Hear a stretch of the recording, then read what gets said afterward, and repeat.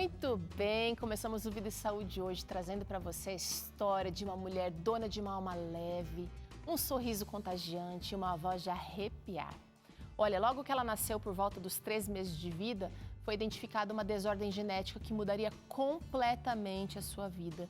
E, a partir desse momento, uma série de cuidados especiais foi preciso para dar início à sua vida, para que protegesse a sua saúde. E enfrentar essa sentença não foi fácil. Pertencer a uma população de cerca de 21 mil pessoas no Brasil fez com que logo cedo ela aprendesse a lidar com os preconceituosos olhares curiosos. Hoje, essa mulher encara os desafios de cabeça erguida e com muito apoio familiar. A protagonista dessa história está aqui, uma mulher linda e que vai nos contar todos os detalhes desse começo, desse período da sua vida e de como passar por tudo isso a fez agir de forma diferente e passou a inspirar outras pessoas. Rafaela Rosário, seja bem-vinda. Tudo bem? Tudo bem. Que prazer ter você aqui com a gente. Você que já fez parte do Vida e Saúde no momento lá atrás e que gerou muitos olhares felizes para o vídeo que você gravou aqui para a gente numa entrevista, numa matéria com a repórter Rafaela Martins. E teve que vir aqui agora contar essa história com mais tempo, né? Com mais tempo. É um prazer estar aqui com vocês. Você tem uma condição genética que todo mundo conhece como albinismo. Isso. Eu queria saber como é que foi. Você já nasceu, né? Sua mãe recebeu o diagnóstico, para ela deve ter sido difícil ou talvez confuso, né? Muitas informações para assimilar, mas eu quero saber da sua infância, como é que foi? Bom, para mim, desde pequena eu já sabia dessa condição genética, né? Então, desde muito cedo, a minha mãe ficou sabendo, não exatamente quando eu nasci, né? Porque quando eu nasci, naquela época era novidade também, né? Eu acho que as pessoas, mesmo os médicos ali, quando viram, tipo, nossa, ela é muito branquinha, o que acontece, né? Já perguntaram se meu pai era branquinho, minha mãe não, ele é negro e tal. Teve que explicar toda essa questão para as pessoas, mas logo quando eu fui para casa, uma vizinha que ajudava, dava um suporte para minha mãe, né? Quando eu era nenenzinha, chegou e falou, olha, eu acho que tem uma coisa diferente na visão dela, assim, eu acho que é legal ir no oftalmologista para ver o que acontece.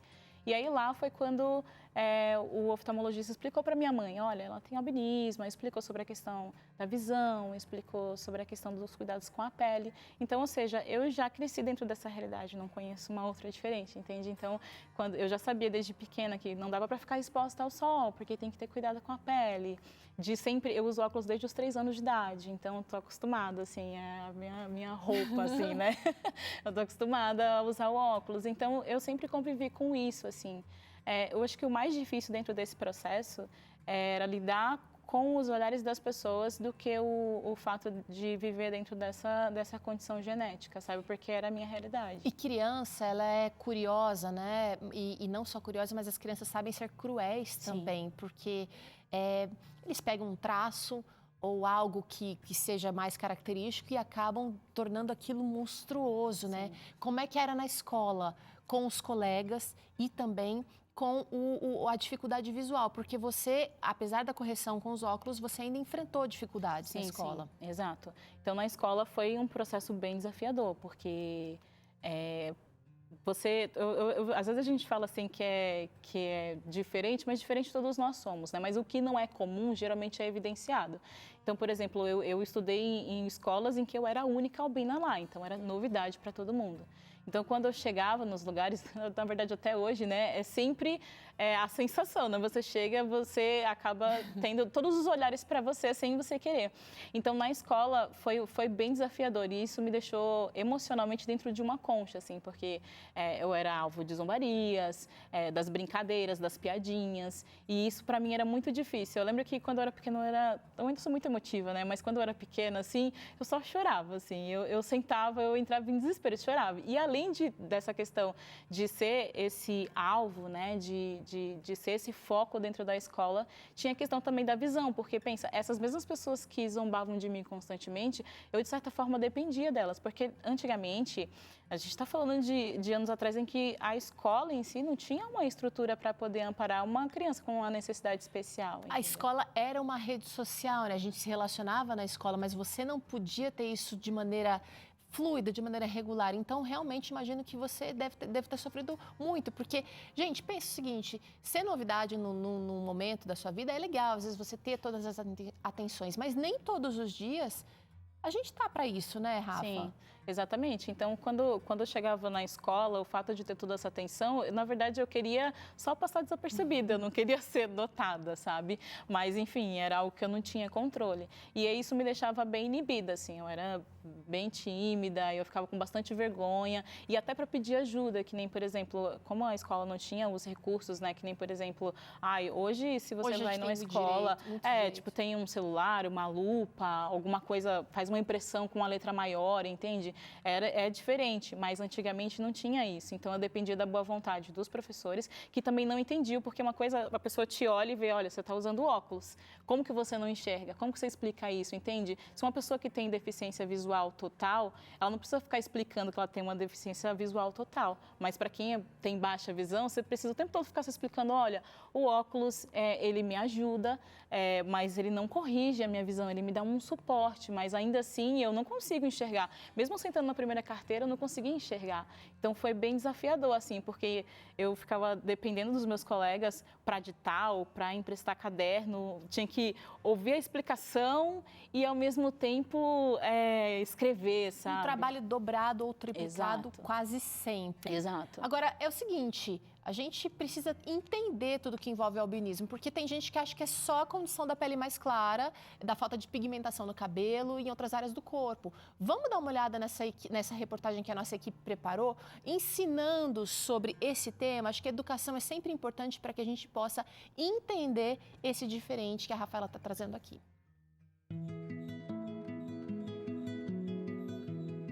O albinismo ele é uma doença genética que ele provoca a diminuição de uma enzima que causa a formação da melanina. Então, quem tem o albinismo geralmente tem deficiência da produção de melanina total ou parcial. O albinismo é um distúrbio que é passado de pai para filho e possui o caráter recessivo. Peraí, ficou confuso igual eu? Então vamos voltar para a aula de biologia. Todo ser humano possui genes, que são conjuntos de moléculas de DNA. Esses genes são os responsáveis por carregar as características e transportar de pai ou mãe para os filhos. Quando recebemos esses genes, eles vêm em pares, um da mãe e o outro do pai. Quando é falado que o albinismo é recessivo, significa que apenas um gene do par tem o distúrbio e ele fica escondido. Mas, para que esse distúrbio se manifeste, os genes com defeito precisam ser transmitidos tanto pelo pai quanto pela mãe. Esse casal será o responsável por transportar essas mutações para os filhos. Mas eles não apresentam a doença. Isso se chama herança autossômica recessiva. Quem tem o albinismo já não tem essa produção eficiente da melanina, a pele fica muito vulnerável à radiação ultravioleta, então não tem essa proteção natural. Então, quais são os principais cuidados? O uso de óculos, porque a melanina também tem ausência de melanina nos olhos, o uso de filtro solar para evitar queimaduras e câncer de pele. Então, esses são os principais cuidados que quem tem o albinismo deve ter. Geralmente o albinismo, ele é uma doença muito estigmatizante, né? Então, você olha para uma pessoa, às vezes você já identifica, outros casos não, mas ela causa uma alteração ocular, alteração na pele, um impacto psicológico grande também. Então, porque a imagem, né, da pessoa fica diferente. Então, tudo isso causa uma alteração. Então, é importante o cuidado multidisciplinar nessa doença. O Ministério da Saúde estimou em julho de 2020 que a população de albinos no Brasil era de um pouco mais de 21 mil pessoas. Já segundo o SUS, Sistema Único de Saúde, aproximadamente 1.700 albinos recebem atendimento mensal. Mesmo tendo albinismo, é super possível viver de uma forma que você consiga ter a sua vida social, a sua vida pessoal sem grandes mudanças. O principal é ter os cuidados. Como a pessoa com albinismo já tem uma deficiência dessa melanina, dessa proteção natural, é importante que ela tenha o cuidado do uso dos óculos, do uso do filtro solar, chapéu, roupas compatíveis para a proteção da doença. Então, tendo esses cuidados no dia a dia, a pessoa consegue ter uma vida normal. Olha, legal a gente entender a condição e eu quero saber o seguinte, Rafa, para lidar com tudo isso, as dificuldades no aprendizado, as dificuldades da socialização tão importantes em qualquer fase da vida, você na infância já precisou de ajuda profissional ou sua mãe dava conta? Como é que era? Olha, esse processo emocional foi assim, eu digo que é doloroso, lógico, forjou quem eu sou hoje, mas foi doloroso no sentido de que naquela época, ainda assim, você não tinha o suporte, algo que nem a família. Hoje eu acho que, lógico, com muito mais conhecimento, com as oportunidades que a gente tem, né, a gente consegue encontrar muito mais coisas, assim, para poder ter um amparo maior. Mas naquela época não tinha muito disso, assim, então você só vai levando, assim, sem entender muito e às vezes até sem se aceitar, porque tem um monte de gente dizendo que essa sua condição, por exemplo, o fato de não ter a melanina, de que isso é algo ruim, que não entende o porquê você não consegue enxergar uma lição na lousa, por exemplo, sabe? Ou que se a pessoa aponta para você uma coisa e você não consegue enxergar, a pessoa faz um super estardalhaço. Só que é algo muito comum para mim, que estou dentro dessa condição genética, entendeu? E então, assim, a minha família, ela entregou aquilo que ela tinha, entende? Os meus familiares, minha mãe, entregaram aquilo que eles sabiam, né? Fez o melhor, exatamente, fez o melhor com aquilo que eles tinham. Então, é basicamente isso. Agora, quando a gente vê você aqui, agora, hoje, uma pessoa desenvolta, uma pessoa que está aqui na televisão, que aceitou falar pra gente, não dá para imaginar que talvez você tenha passado por tudo isso lá na sua infância e talvez tenha sido uma pessoa tímida. Você disse aqui pra gente que chorava muito facilmente porque realmente se sentia, talvez fosse a sua maneira de expressar tudo aquilo que estava acontecendo ao mesmo tempo. Você era uma pessoa tímida?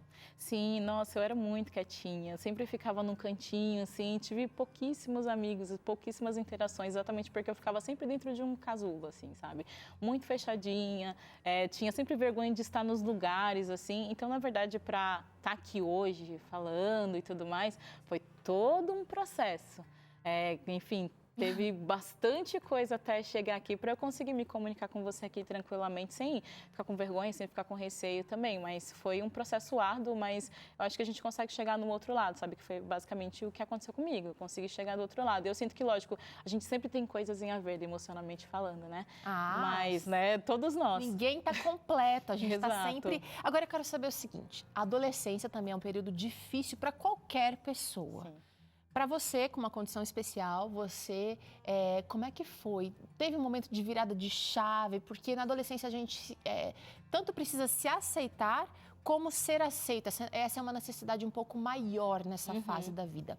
Como é que foi para você? Eu quero saber se teve um momento em que a chave virou para você se aceitar, se amar e se ver como alguém importante, mesmo sendo diferente. Eu acho que essa virada de chave, ela não veio exatamente na adolescência, ela veio, na verdade, na transição da adolescência para a vida adulta.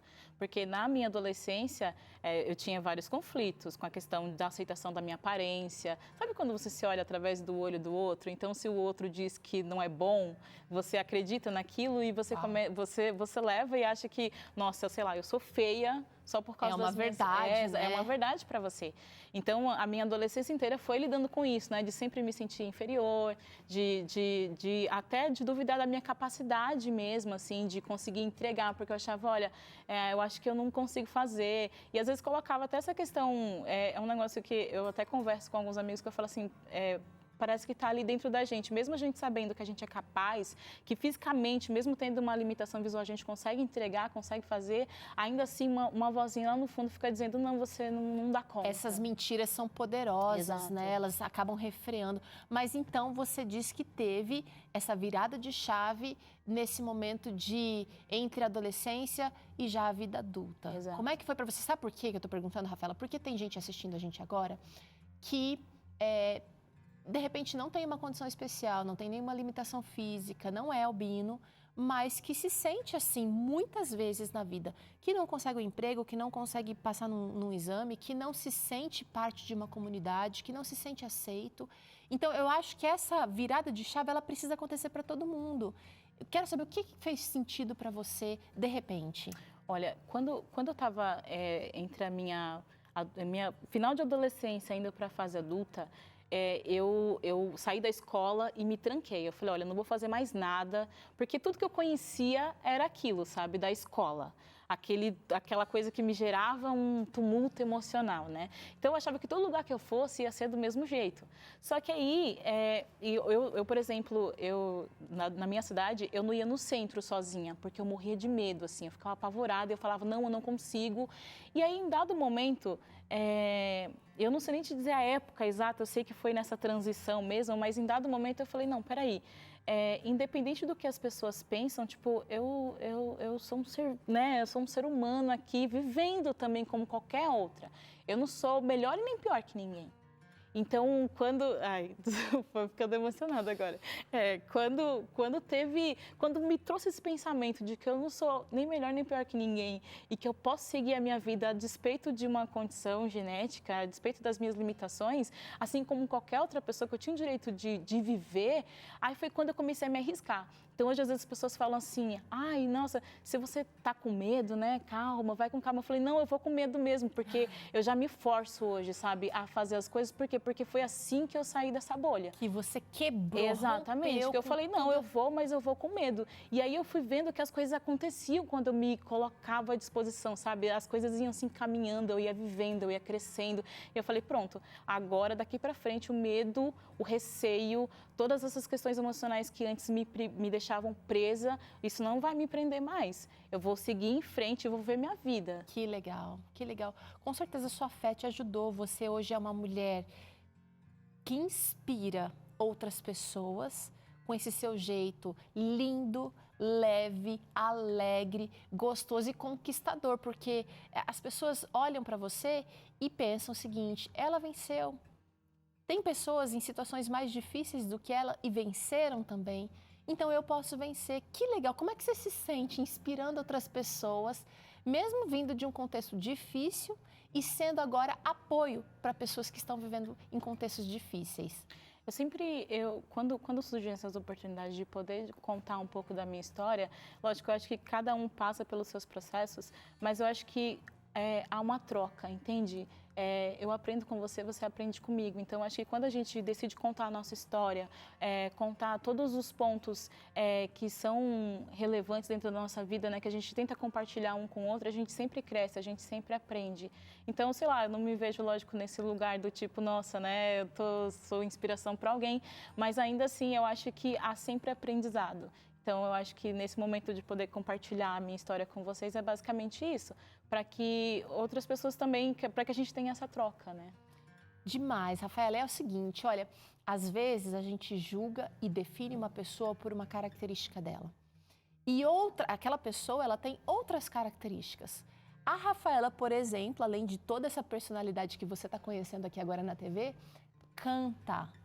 Dizem que tem uma voz maravilhosa, que eu não ouvi ainda. E eu quero saber se você não dá uma palhinha pra gente, para mostrar que nós somos muito mais do que uma característica. E um erro. Tem gente que não tem nenhuma característica diferente, mas que cometeu um erro. Não define a gente. A gente pode cair, mas a gente também pode se levantar. E agora eu quero que a Rafa cante alguma música que, sei lá, que fale um pouquinho de quem você é hoje. Ai, gente, ok. Vou cantar um trechinho de uma música que eu acho linda, que eu acho muito importante para mim.